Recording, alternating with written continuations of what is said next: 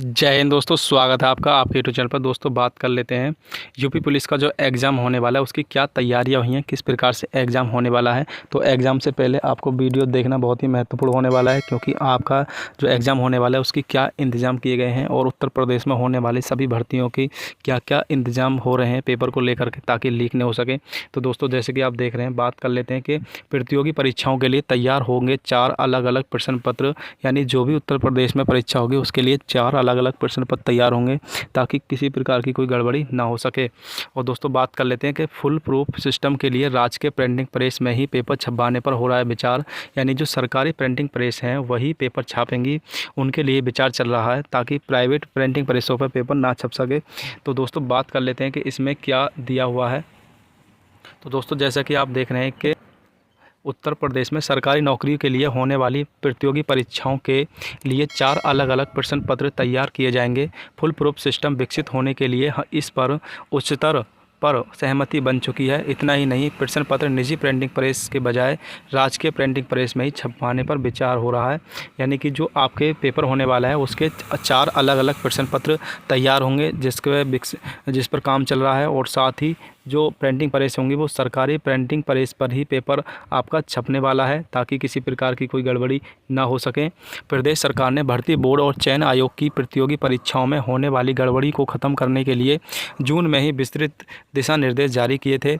इससे सरकारी या वित्त पोषित शिक्षण संस्थाओं को ही परीक्षा केंद्र बनाने और 5 लाख से ज़्यादा परीक्षार्थी होने पर 2 चरणों में आपकी परीक्षा कराने का निर्देश लिया था, यानी कि उन्होंने पेपर के 4 सेट बनाने के लिए जून में ही आदेश कर दिया था कि इस प्रकार से हम 4 सेट बनाएंगे, ताकि कोई पेपर लीक हो जाए तो हम उसे आसानी से चेंज करके दूसरा पेपर करा सकें। और जो पेपर छपेंगे वो अपनी राजकीय प्रिंटिंग प्रेस के माध्यम से ही छपने वाले हैं। और उन्होंने 5 लाख अभ्यर्थियों को परीक्षा एक बार में 5 लाख अभ्यर्थियों को परीक्षा देने को कहा है, और वो भी 2 चरणों में परीक्षा कराने का निर्णय उन्होंने लिया था। और आगे बात कर लेते हैं परीक्षा के दौरान कहाँ और कौन सा प्रश्न पत्र उपयोग में आएगा। इसको परीक्षा शुरू होने के अधिकतम 5 घंटे पहले ही तय किया जाएगा। दोस्तों जब आपका एग्ज़ाम होगा तो एग्ज़ाम के दौरान जब आप परीक्षा में बैठोगे तो उससे 5 घंटे पहले ही ये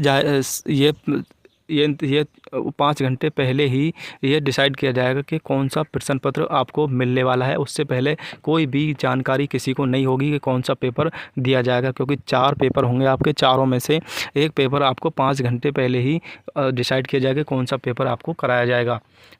तो दोस्तों ये बहुत ही अच्छा निर्णय लिया गया है, ताकि जिससे कोई भी पेपर लीक नहीं हो सके।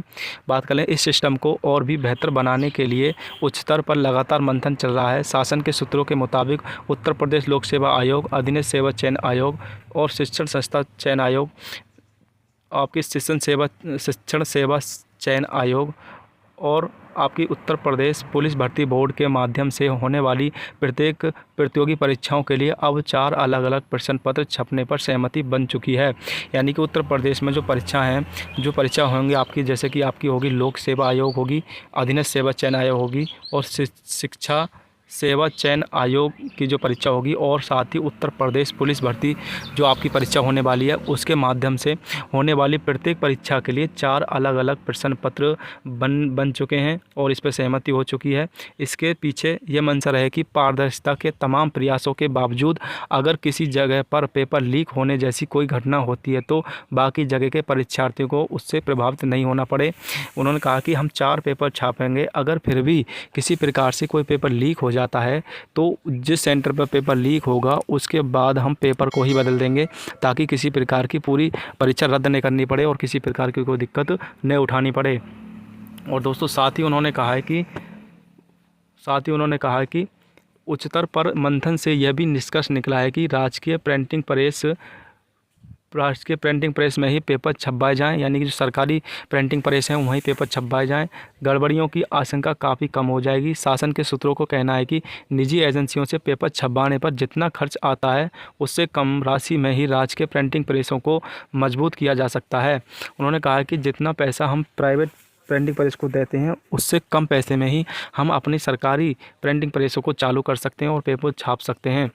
बात कर लें इसके इसके परिणाम भी अच्छे होंगे। अगर हम अपनी सरकारी प्रिंटिंग प्रेस से पेपर छापते हैं तो इसके परिणाम भी अच्छे होंगे, ताकि प्राइवेट जो प्रिंटिंग प्रेस होती हैं पेपर लीक कर देती हैं, लेकिन सरकारी प्रिंटिंग प्रेस की पूरी जिम्मेदारी होगी कि किसी प्रकार का पेपर लीक नहीं हो।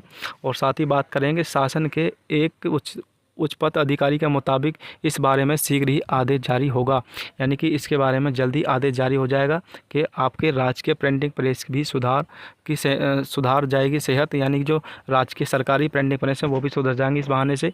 और राजकीय प्रिंटिंग प्रेस से ही पेपर अब छपने वाला है, ताकि किसी प्रकार का कोई पेपर लीक नहीं हो जाए। तो दोस्तों इस बार से आपके पेपर को लेकर के ये तैयारियां चल रही हैं। जल्दी आपका पेपर चार भागों में 4 पेपर आपके छपेंगे। चारों में से कौन सा पेपर कब दिया जाएगा उसका निर्णय 5 घंटे पहले ही लिया जाएगा। तो दोस्तों इस प्रकार से आपका पेपर छपेगा और इस प्रकार से आपका पेपर आने वाला है। और दोस्तों अगर आप चाहते हैं कि उत्तर प्रदेश पुलिस भर्ती संबंधी सभी छोटी छोटी जानकारी आपको समय से मिले तो आप हमारे चैनल को सब्सक्राइब कर दें, बेल आइकन को दबा दें। इस वीडियो में इतना ही, मिलते हैं नेक्स्ट वीडियो में। थैंक यू, धन्यवाद।